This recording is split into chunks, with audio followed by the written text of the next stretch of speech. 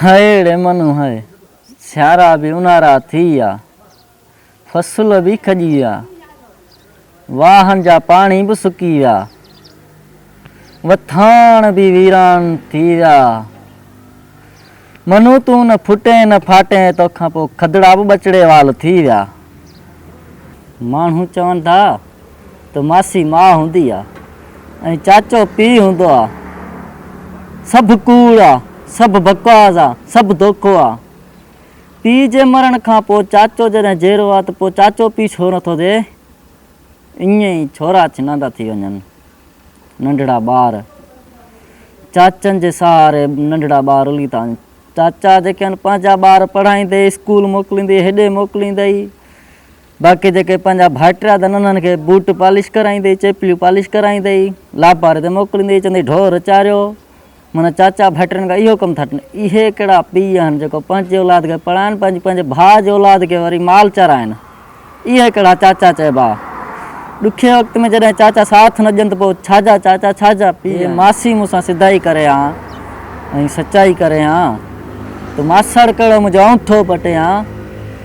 भटारी ॿ क़दम अॻिते न वधी, न त कोरट कहिड़ो परे ई। इन ई अनु खे अॻुवाह करे मां इन्हनि जे ख़ानदान मां पैसा कढां ऐं इन अनु जे पीउ व्याजी खेरू खां 2.5 लख रुपया कढी उहे कयां कोरट में ख़र्च ऐं संगत मां अनु खे आज़ादु कराए चाहियां।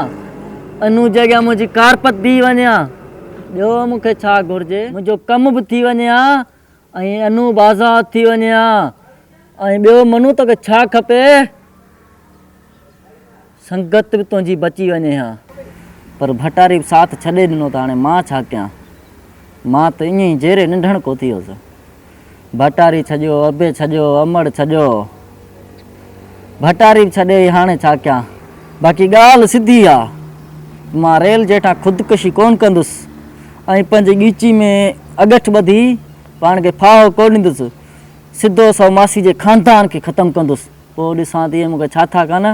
या भटारी जेका पाणे कोरट में छिके वञी निकाह कंदुसि, जेको मुंहिंजो औंठो पटणो अथनि पटे वञनि। पोइ अञा हिकिड़ो ॿियो कमु कंदुसि, अने कासू मुले खे अॻुवाह करे वञी ज़ोरी निकाह कंदुसि।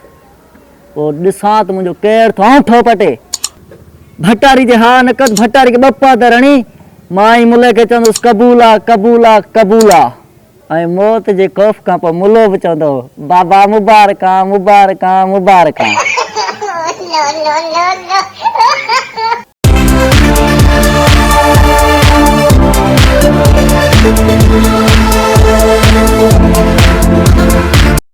Subscribe to my channel and also press this bell icon.